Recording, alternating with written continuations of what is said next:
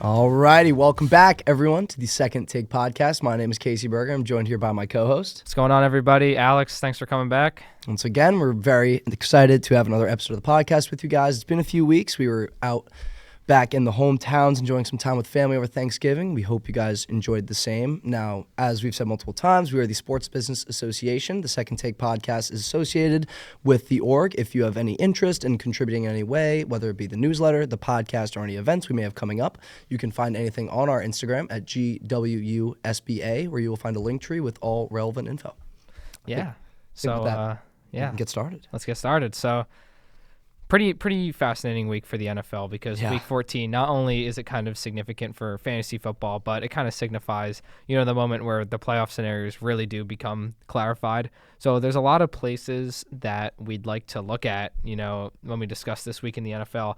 I think most pertinent and most recent to when this is being recorded is the Texans. The score doesn't represent it, but I would say absolute thrashing of the Kansas City Chiefs. Yeah. And the Chiefs are now dropped down to, I believe, a less than 20% chance of making playoffs. What do we make of this? Are the Texans legit, or are the Chiefs just not what they used to be?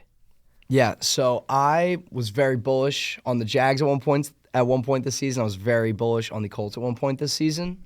I'm on the Texans now. Yeah. I think, as it stands right now, they're the second best team in the AFC. I really like that. I only have them behind. And you're going to call me crazy for this. I only have the Bills ahead of them. I think the Bills are the only playoff-tested team that's left, maybe outside of kind of the Texans, but not quite to the same degree. I think, you have the Pats and the Broncos at the top of the conference. They're not playoff-tested. I think they're a little bit ahead of schedule, and I think they're great teams. But I think if you're looking for most likely to come out of the AFC, I think the only team with a better shot than the Texans right now is the Bills, purely because of how just suffocating this defense is. I mean, they've let up 208 points on the entire year.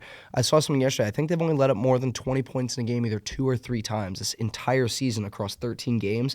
That is unbelievable. If you need your offense to go out there and get 2 touchdowns and 2 field goals to win a football game, I mean, that is just insanity. This is one of the best defensive units over the past couple weeks I've seen in recent memory, and I think they're scary. I feel like the offense is looking more comfortable, and it still hasn't been living up to the expectations people have had for them since C.J. Stroud's rookie season, but it hasn't really mattered. And this is a team that, obviously, still lacking wide receiver 2, is able to, put up enough points to win ball games. I don't see that changing anytime soon. They've won 5 straight, and they look scary. Yeah, no, I absolutely agree. This is a menacing defensive unit.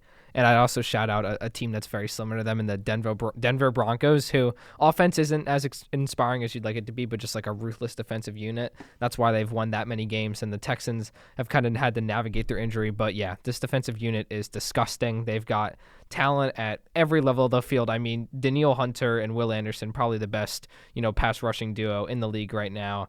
You've got guys like Azeez Al-Shaair, who's, delivering pain and also getting picks as well. Jalen Petrie, who had one of the most absurd interceptions I've ever seen, where he tipped a crosser, then like whipped his whole body around and picked off his own little tip off.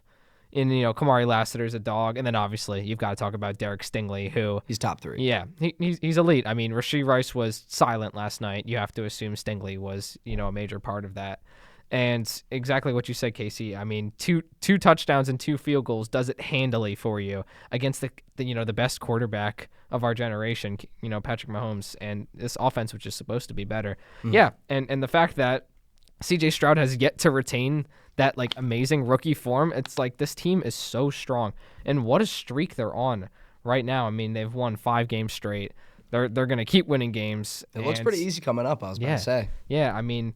Rest of this year, they've got, the Chargers and the Colts, I believe. The Colts don't really look Chargers, scared Colts, anymore is the thing. Cardinals, and Raiders. Yeah. That's to me, that sounds like 4 straight wins, except maybe the Chargers give you a little bit of a difficult matchup. But the Texans could storm ahead, win this division if they can overtake the Jaguars, another team that we would love to talk about. But yeah, these Texans are scary. Yeah, and it does get a little bit easier for the Jags as well. They have the Jets, and then the Broncos and the Colts, and then the Titans. And I'm at this point ready to say that the Colts are done. The Colts are out of it. Riley Leonard is not going to lead this team to the playoffs. As talented as I think that roster is, I simply just don't think this is a team that has the firepower to compete anymore, which is very sad. I said back near the start of the year that the Colts were going to make the AFC Championship, and this looks really bad now. Not as bad as my Falcons take. That was still the second worst take given out by either of us on this show. And we'll address his later because he has number one.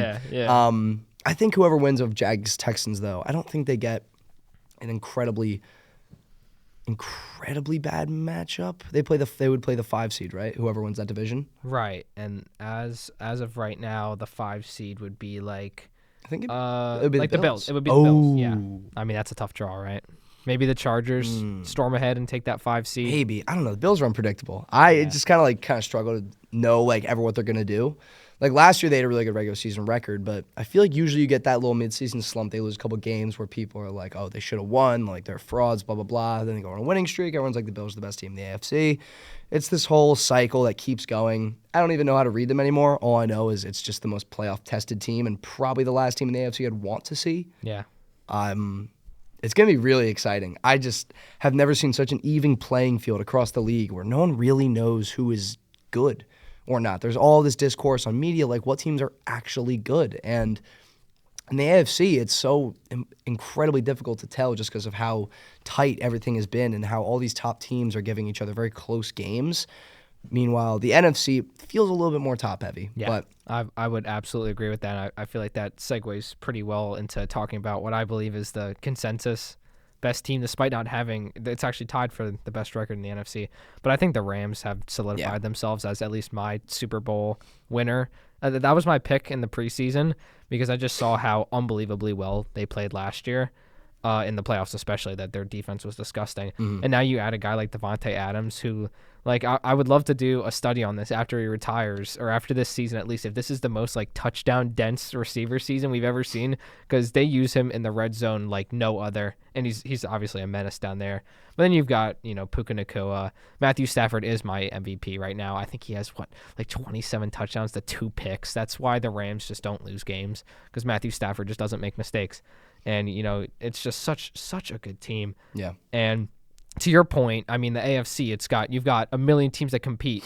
And in the NFC, you also have so many teams that can make the playoffs and make a splash. But I think in the entire league, there's only one really team right now that I would give a separate bit of grace. And to me, that's the Rams. Yeah, I agree. And I think Stafford has 4 now after that Panthers game. And I do think that Panthers game was sort of just kind of like an adjustment back down to earth game for them because they were steamrolling teams for weeks. Yeah. They went 6 straight weeks without trailing at all, which is just utterly ridiculous. And I know I've said this a couple times on the pod, you need that number one guy. You need a guy. You need a Puka Nacua. You give me a team like the Packers. They don't have that guy. And yeah, they're a great team, but I feel like that's something you need to get to that next level unless you have a generational quarterback. Jordan Love's great. He's not generational. The Seahawks have that kind of guy.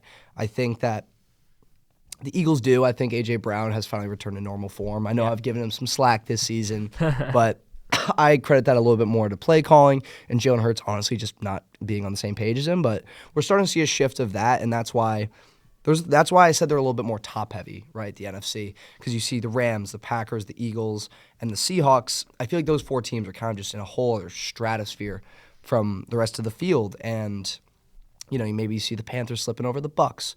Whichever team makes it out of there, I don't see much luck against Seattle or, L.A., whoever ends up making that spot. And then Niners and the Bears are pretty good. They're kind of a step below these other teams. I don't even know if the Lions make it. They have an explosive offense, but it's just been so much inconsistency across the board from them this year. But then I look at the AFC, I feel like it's a completely open race outside of whoever wins the AFC North because that's just a battle of who wants to lose it more, right? Yeah. But, the Broncos, Pats, Jags, Bills, Chargers, Texans, I mean, these are all teams that I could see making a run. But I do agree with you. I feel like there's a pretty clear gap between a team like the Rams, and I would put the Seahawks a little bit under them, but overall it seems like the Rams' year to have it because they're definitely playing more consistent and higher level football than I would say most teams in this league. Yeah, and I think it's not only that there are so many good teams, I think it's just that the standard has been lowered from, we don't really have the Chiefs as this kind of absolute AFC contender anymore, so now it feels more wide open, but this year's race has the potential to be so different from last year. This sounds crazy to say out loud. The Miami Dolphins have the same record as the Baltimore Ravens right now. Yeah, what is There's a chance the Dolphins go on a run and make it to the playoffs, even though obviously the Chiefs have that same 6-7 record. Chargers are 8-4. Texans, Colts fighting for that spot, and then obviously you've got the Steelers and the Ravens still vying for a spot. But this could be like obviously like maybe we say Pats, Steelers, Jags, Broncos come out of their divisions, and then you could have like a crazy makeup of teams like, I don't know, the Chargers, the Texans, and the Dolphins. Like, that would be insane, because to me, this Ravens team, I've had my reservations about them. You know, in the Todd Monken regime, I'm just not a fan of the way they run their offense. It's overly reliant on Lamar, and I think the film's out by now. This is what Lamar's like 7th season or something. Yeah. It's out by now. People know how to play against Lamar Jackson, and it just doesn't work. Do you think that's what it is, or do you think he's injured? Because I feel like he doesn't have that same mobility and elusiveness he has in years past. I think especially since that injury he had against the Chiefs. I think the injury matters, but to me that kind of further escalates the issue, which is they have this one system of Lamar like run around, be freakishly athletic, and play hero ball. And if he's injured and still playing, first off, he shouldn't be playing, but they know they can't do anything without him. So this is just like a hopeless attempt to run the same offense with a non-healthy Lamar. He could be injured, yes, that is a factor. But to me, if you are not healthy enough to play, you shouldn't be cleared by officials. So it's hard for me to kind of excuse this as like, oh, Lamar's just injured, he'll get healthy and they'll be better. I think this is just kind of incriminating on this Ravens offense, which I've been saying for a while I don't like whatsoever. Yeah, it's definitely hero ball. And about what I just thought it was funny when you said, like, don't send him back out there if they can't be cleared. I'm just thinking about the Bengals game. They sent T. Higgins back out there with a full-on concussion. Like they said today that he is still in protocol. That's so terrible. It's awful. I mean, what a dog though. It was good, and he still made that one-handed catch. After he left the game, he had this astounding one-handed catch. He is, He's so good. Easily the best wide receiver 2 in the league. Even though I guess Devontae Adams is now considered a wide receiver 2. I don't think it's close. He's so good at football. He's so good. But it's been a very dense season. I mean, I saw something that like it was like his yards divided by his touchdowns is like one of the highest rates ever. For wide receivers. I'm sure there's some tight ends who have had, some pretty dense seasons, but it's been cool to watch. It's just like that goal line fade, like back shoulder, right side. I don't know how you stop that. You don't. Because Devontae Adams is so good at just creating that little bit of space where the defender, he can't get his arm quite over, and Stafford just puts that ball right in the bucket every time. I mean, it is clockwork. Like, I think that's what makes them so dangerous, is because if they get close, they have so many ways to get in the end zone. You have Puka Nacua, who could run any route and will win any one-on-one. You have Devontae Adams, who you essentially might need to start putting 2 guys on the red zone. Yeah. And then you have 2 talented backs. They finally started to utilize Blake Corum more, which I've been waiting for, because I think he's on the same level as Kyron Williams. Right. I would say a little bit better now, because Kyron Williams seems to have lost a little bit of a step from his last few years, and there's just so many weapons. I just don't know how you can stop that offense. I think the only defenses in the NFC that could keep up with that are the Packers, Seahawks. I don't know if I would say the Eagles. As of right now, I don't know. I don't think so. I don't think the Eagles can hold a candle to this. I'll say as candidly as an Eagles fan, I know we're 3-0 against them in like this last stretch, but I don't even want to sniff that team in the playoffs. They will knock us out so swiftly. I mean, the Rams, like, earlier in the year, like, should have beat. Yeah, no, they should have won. We won by a miracle, and that was when we were, better than what we were now. Which, we won by a miracle play that is probably 1 in 1,000. Which is going to bring me to my next thing. Do you think Sirianni is a good coach? Because with what's been happening on offense, right? I feel like at a time when your offense is sputtering and things just aren't really going the way they should be, this is where the head coach is like, all right, I'm going to take the reins. I'm taking control of this offense. I want to be calling every single play on the offensive side of the ball. Dan Campbell did that not too long ago. You see coaches do that all the time. Dan Quinn did it this year as well. And, you see a little bit more production out of those offenses. Not this week from the Commanders, but I think they finally just mentally are defeated. But I feel like this is where Sirianni kind of needs to, put matters into his own hands and, kind of be more than just like a guy who is a leader and yells. Yeah, like a wing flapper is what we call him. Basically. It's a derogatory name for him.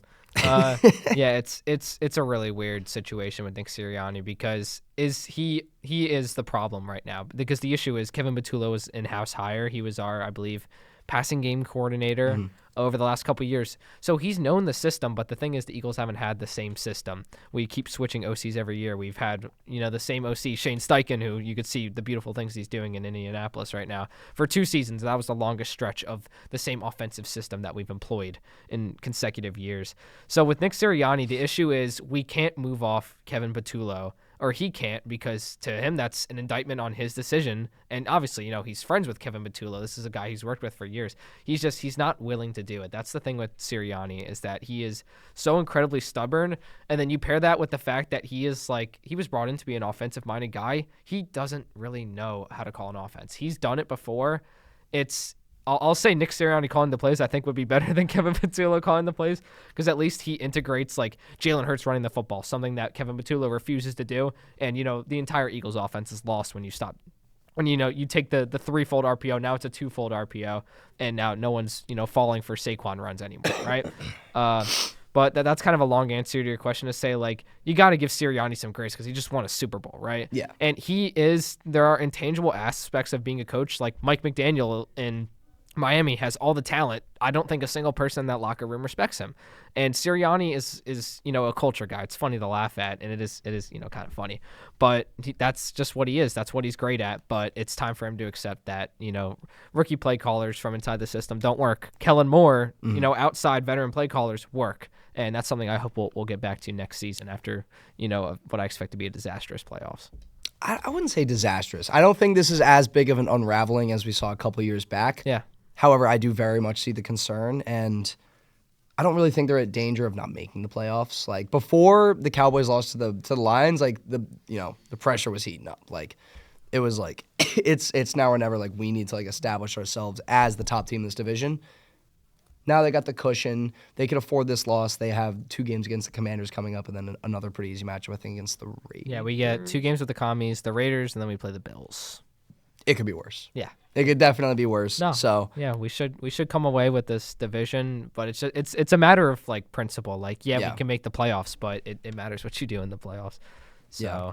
Well, I hope you guys at least make it, because I just honestly think it would be more entertaining given how much everyone hates them. Shout out to my New York Jets, finally eliminated. It actually took us until week 14 this year, so we can pat ourselves on the back for that. I feel like that's longer than we usually last. And with that happening once again, we actually have a reason to smile, because the Colts also suck. And we have their first-round pick this year and next. Daniel Jones has torn his Achilles. They have lost, I believe, 4 straight? Yeah. 3 straight. They've lost 3 straight for the last 5. I mean, it's all just falling apart at the seams for them. Got to feel for Colts fans, because they are one of the most screwed franchises over the next few years. And I just can't really see many bright spots, because, I think it's probably for the better that they don't end up signing Daniel Jones to that long-term contract. I think they, now have kind of put themselves in a situation where it's all right, we're trying to win now. We were not expecting to do this. They're going to need to go out and get some sort of higher-end QB in this offseason. Kyler Murray comes to mind immediately. Yeah. But who else is even going to be available? I don't know, but it's just looking bad for the Indianapolis Colts right now. Yeah, no, I absolutely agree with you. And I know we talked about maybe revisiting some of our poorer takes. This is one I wouldn't put on you, because you don't expect to lose, the quarterback that holds your entire team together, and Sauce Gardner, your fresh acquisition, in back-to-back weeks. That's just a rough going at it. So I wouldn't, discredit you at all for that pick.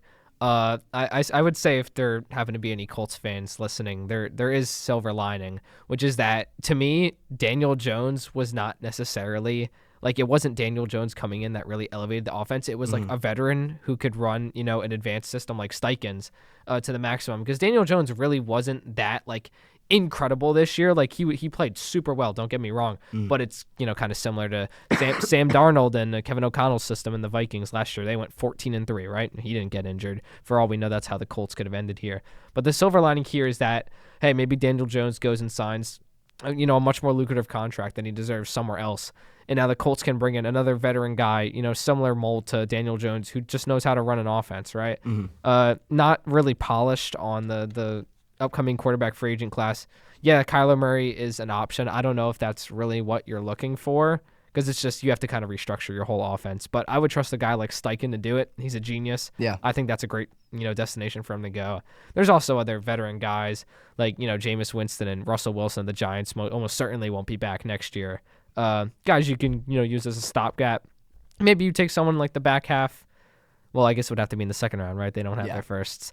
So, yeah, that's the issue there. But the silver lining is that you've got, an amazing coach, and you have, proof of concept that it works. And you've also got a really exciting young defense. So, I don't think this season is a wash. They could still make the playoffs. But, yeah, Riley Leonard, unless something happens, doesn't inspire much confidence. So See, they have Seahawks, Niners, Jags, and Texans coming up. Yeah, no, I don't think they're not playoffs. I think they'll lose. That's pretty scary. 7 straight, which is unfortunate. But That would be insane if they end this year 8-9. yeah, And the Jets get a top 15 pick. Come on, that would be electric. that'd be so good for the league.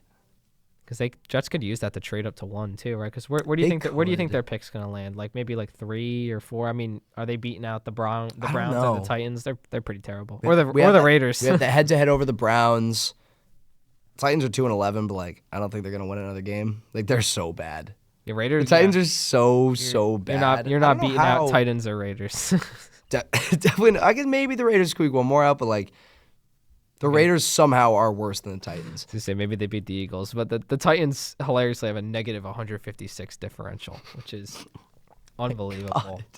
It's insane. But either way, shout out to the Titans for picking up that win. Outstanding game. Shedeur Sanders, I'm sorry. Yeah, we I know gotta you're talk not. about Shedeur. I know you're not listening, but played a good game. It's being a little bit overblown.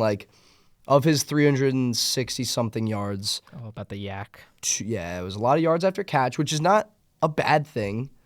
But, it's not like he was spraying the ball all over the field, making outstanding throw after outstanding throw. He was making the right plays, and you can never knock a quarterback for that. People love to give people crap for, but all his yards are yards after catch. But, right. He's making the right plays. Yeah. He's finding guys in open space, and he made a lot of just polished, composed, plays in the pocket, outside the pocket. He looked like an all-around quarterback, I would say. On Sunday, he got the legs moving a little bit, and he put his team in a position to win a football game, which Browns fans don't really know all that well. Yeah, no, I think it's important to know what percentage of your quarterback's yards are, ran after the catch. But I think that's such a bad faith argument because, the Jerry Jeudy touchdown, perfectly placed, that was probably 40 yards after the catch, but that was a bomb over top that he perfectly placed. That was a dime. I feel like people are pretending like he had 3 touchdowns and all 3 of them were screens where the guy just broke through. I mean, that can happen, but that's just not what happens on this game. He looked great. He looked decisive, albeit it was against the Titans. But apparently, the Titans' run defense has been very stout, and we saw that, Judkins didn't really do anything on the ground. So the Browns had to turn to the air. And, in this trash game between, the Browns and the Titans, it's kind of whoever loses is really the winner. Yeah. You're fighting for that draft spot. But I think the Browns did just enough to not only describe to themselves, I think we could give Shedeur Sanders another run, next season, which I think they should. I thought they should from the start of the year. But, I think both these this is kind of a fun game because, I think both these franchises gave each other some hope. We're not so bad after all. Maybe the fans are reclaimed. I would love to touch on another quarterback situation that I think might be firmed up in the Saints upset or rout of the Tampa Bay Buccaneers, which, as nobody loves it more than these lost eliminated teams than kind of spoiling their divisional races.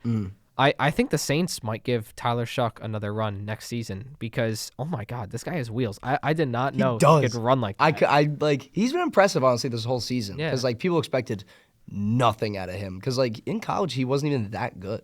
Yeah. He was all right, but I don't know what possibly prompted them to take him. But, he's been playing some decent football, in a QB class that I think is going to come out to be just so much weaker than everyone else expected. I think they might as well stand pat. It's not like they can really turn things around this year. Kamara's gone. Chris Olave probably stays, but he could request out. Yeah. Just because there's going to be a couple years of turnaround for this, but cap space is finally starting to free up for the Saints. And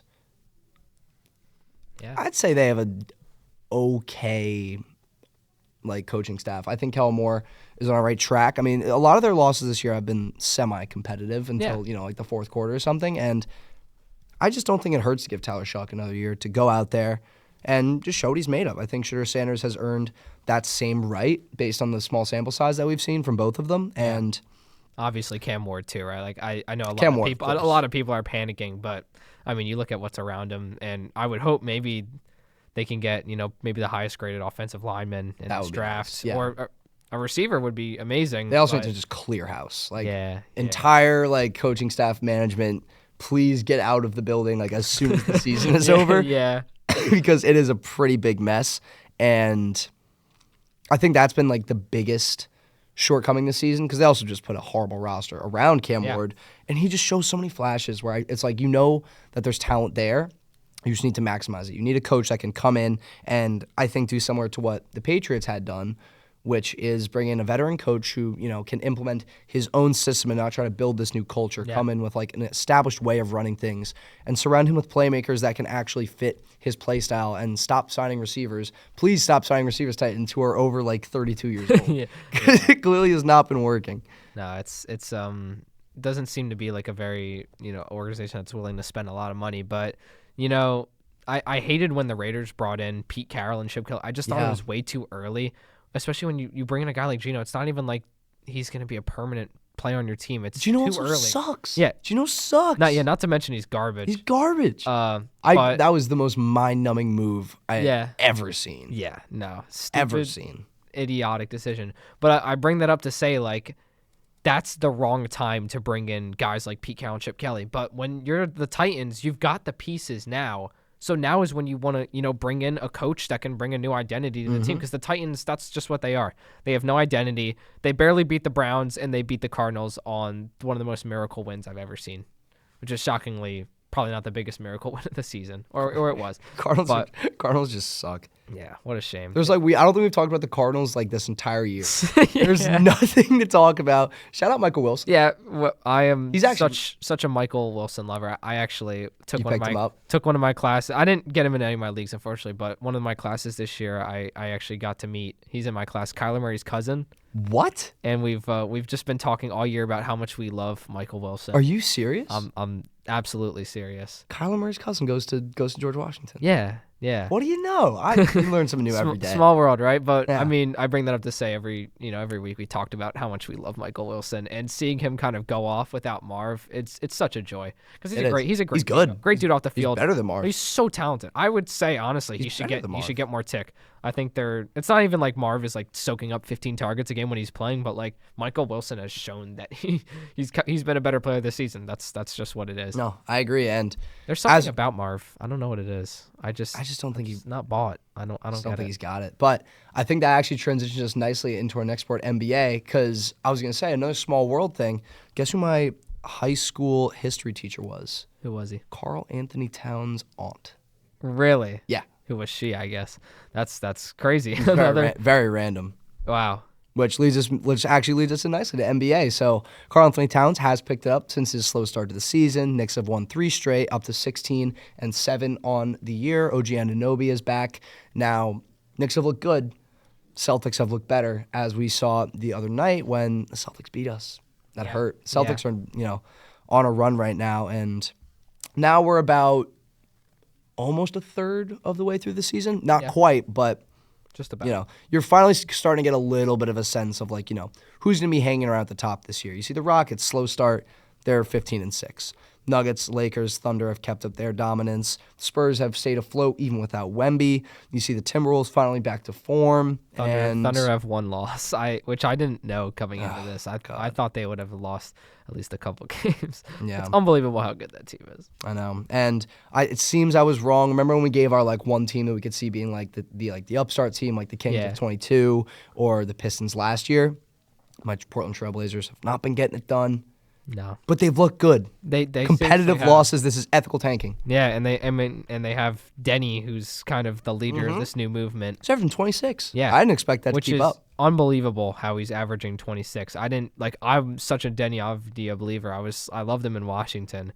Even I didn't think he'd get up to 26. You've got Shane Sharp running, 21, and it's kind of interesting to think that this team will get back Dame in a season. That's kind of an interesting outlook, that is right? So random. Which I actually really like his fit with this kind of team. They don't really have. I mean, they have Drew Holiday, but like oh wow, Drew Holiday's giving you 17 points a game. That's actually kind of crazy. It I didn't is. know. I didn't know he was giving you that many. It is, but like Drew Holiday is also I think in either 35 or Yeah, 36 it's now. ancient guard duo. This is an old Drew Holiday, and I think it could work, but they both also just need to know that like it's not their team to like score for anymore. Yeah. They should also try to look to move Jerami Grant because Absolutely. I think if they end up getting a good pick this year, they could actually come out and get, maybe not a better winger for the first couple of years, but a guy, on a young contract where they can actually go out and build a more well-rounded squad. I think they have their center, they have their shooting guard, and they have their small forward for the foreseeable future in Klingon, Sharp, and Avdia. Yeah. But outside of that, I do think the roster still needs a little bit more work, but Yeah. I think they're in a pretty good spot for, a lot of the other teams near the bottom of the table in the West. The Grizzlies are just an absolute dumpster fire. Yeah. I mean, The Jazz, I think, are just like cursed. I don't really know what they have to do to, actually be good again, but we'll see. The Kings are in absolute hell. The Clippers have just given up.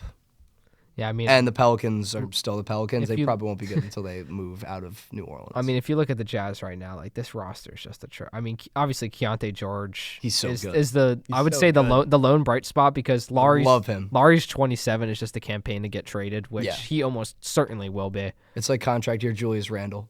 Yeah. Reminds me of the same thing. But I mean, with some of these teams, it's like with the Jazz, yes, there's not that much hope right now. But you're going to get what I imagine to be a pretty big haul for Lauri Markkanen because he's averaging 27. They're just letting him do whatever he wants, putting himself on display, which I know obviously he's getting all those touches because the Jazz are terrible. But like it is nice that he's, get a chance to display what he can do and then, escape Utah. But yeah, with some of these teams, there's silver lining. I think with a team like the Clippers, there's no silver lining here. Yeah. This team is beyond cooked. They are ancient. They're 6-18. Harden, Kawhi, And all ancient. Bradley Beal was out before. I don't even know if I it's didn't probably see him play better a that minute. he's out. I didn't, But yeah. like, So and everyone bad. also knows what happens when the Clippers end up getting a top 3 pick. Yeah, I think the Clippers will be sellers this deadline. At least they have some guys like John Collins. They can't do it Yeah, because the league is ruined if they do. right. For those who don't know, the Thunder, who are 23-1, have the Clippers, who are 6-18's first-round draft pick unprotected next year. evil. Meaning that the Clippers, who are currently on pace to have the 4th best odds for the first overall pick, give their pick to the Thunder. Isn't that awesome? Isn't that great? Yeah, it's just I hate the Thunder. yeah. Like I don't hate like their brand of basketball. I don't hate any specific player on the team besides like Chet Holmgren, but that's kind of just like Me too. for just like non-basketball related reasons. Like they're just such a good team. They're so young. The way that team plays together, like especially on the defensive end. On the defensive end, it's just nonstop suffocating pressure. I just can't see anyone competing with them. Yeah, At least not in the East. yeah. No, I The West, I could see a team like the Lakers or Nuggets dethroning them because Luka just has a history of slaying giants, and he's done it to them before. Now, that was a young Thunder team, but I think those are the only 2 teams I could possibly give them a run for their money unless, maybe Wemby comes back and is just playing out of his mind. But I think that no other team can compete with them in terms of depth at the guard position, offensively or defensively, besides the Lakers, who have it on offense, not on defense. It's just, I just don't know how you stop them. yeah. Because it's not like they're just winning games. Like, they're Right. destroying teams. Yeah, it's really the depth that gets you too. I mean, they just have so many guys off the bench. I'm looking at this list. They have an average of a 16-point differential between, a 16-point differential between them and the opponent PPG. And That the is closest insane. the closest is 10. And there's only one other team that has a double-digit positive point differential. The Rockets? Did I say that right? Yeah, the Rockets have a 10. But, the Thunder are 6 points ahead. That's just ridiculous. And, yeah, they really get you on those bench minutes because they just have so many good players.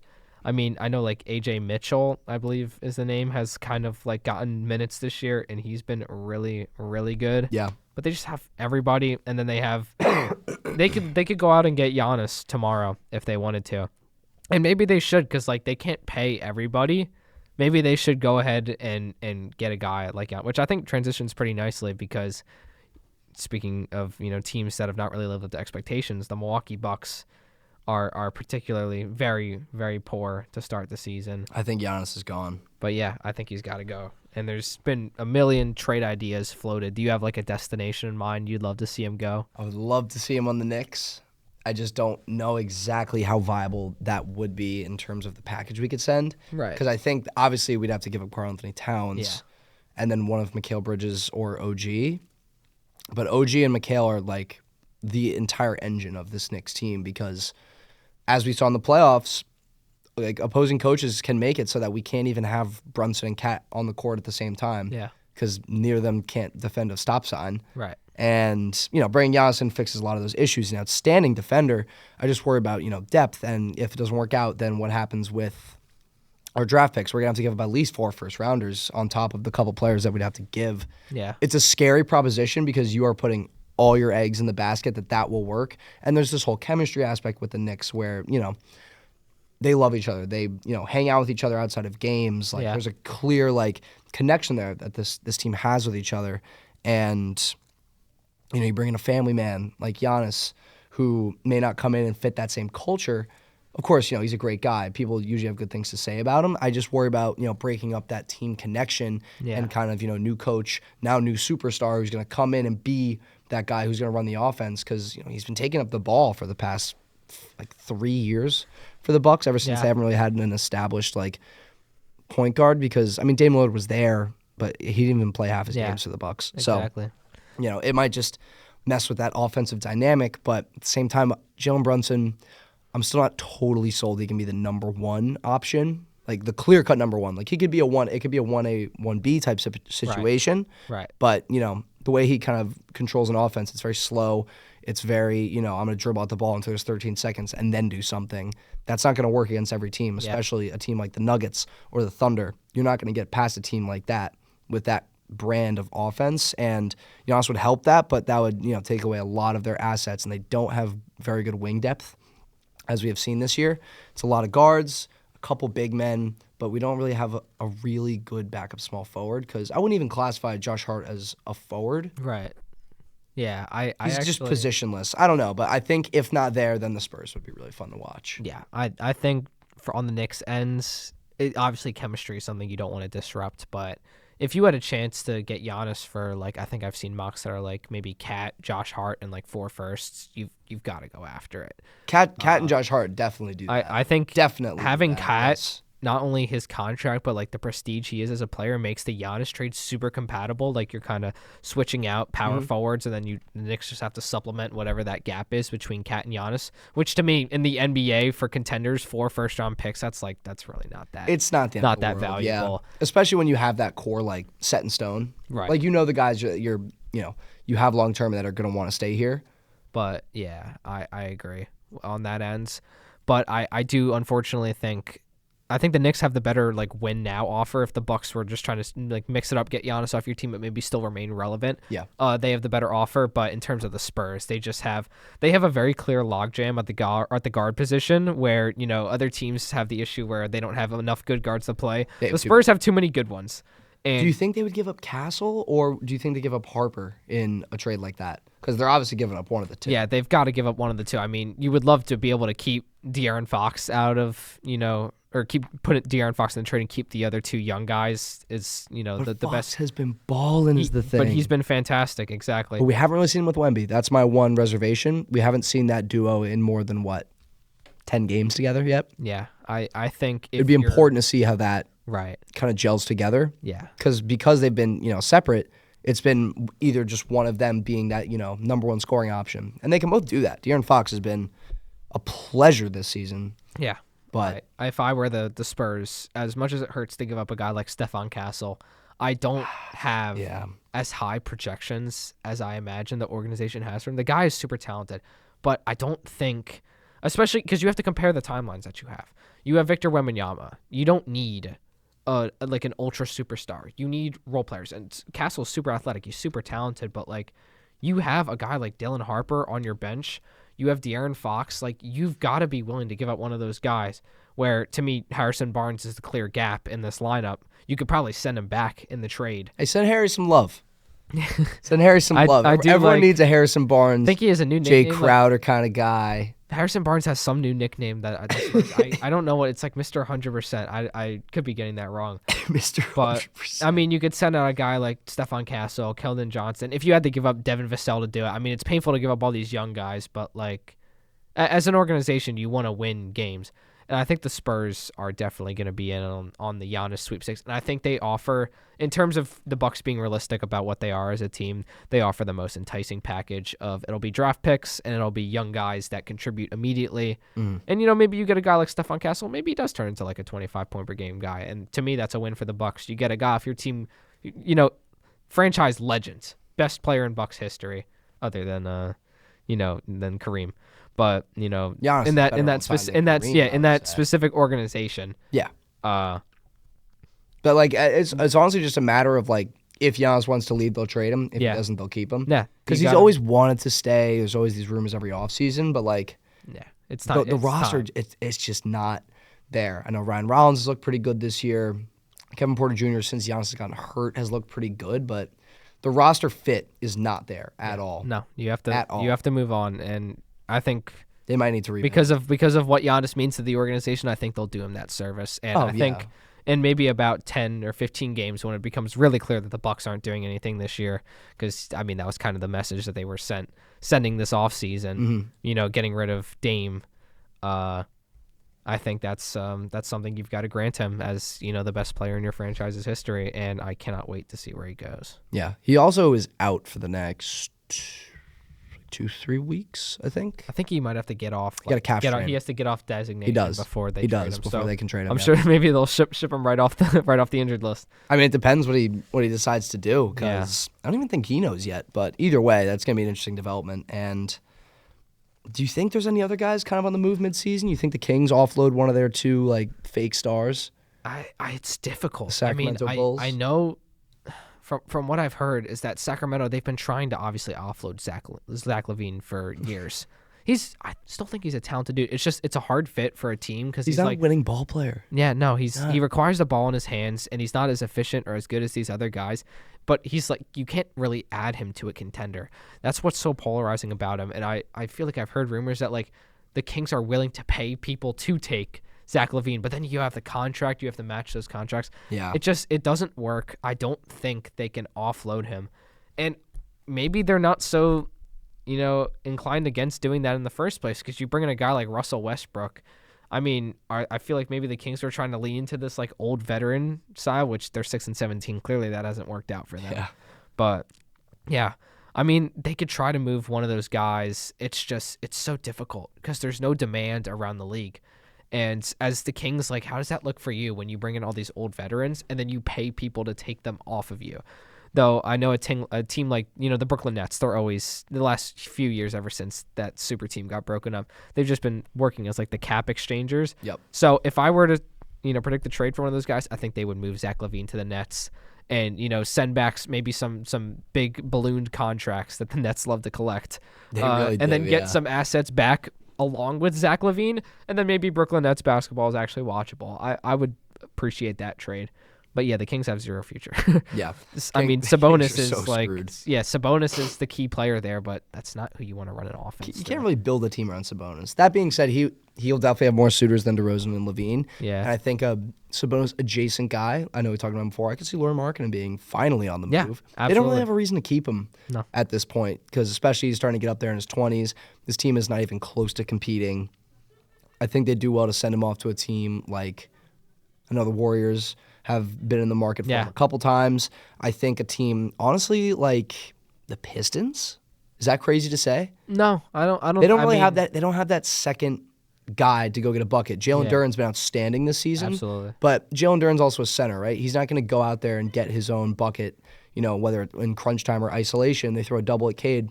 Who's getting the ball? Do we want it to be Usher Thompson or do we want it to be Duncan Robinson? I know they have other guys, they have Jaden Ivey, and they have a lot of good ball players, and they're first in the East. I think going out and getting, a big number 2 option who I think would fit well into that offense, honestly, a team with, generally pretty good spacing and good defense. I think that could make up for a little bit of his shortcomings on that end. Right. And like, in theory, it like works in my head. Yeah. But I could also see, there's this whole like culture thing in Detroit because they really turned it around. I know you see something similar with like the New York Jets, right? Right. You got a lot of guys on that team who actually don't want to leave because of that, like, we're going to bring this place back around. Exactly. The Pistons have done that. And you can tell that all these guys really care and play with each other. Yeah. So. And they've already brought it around. I mean, they're 19-5 first in the East. Yeah. I would actually go back to a player you mentioned earlier. I think they're a fantastic fit for Lauri Markkanen. I mean, Jalen Duren is not that tall, so like the fit of Lauri Markkanen having extra size, never a problem.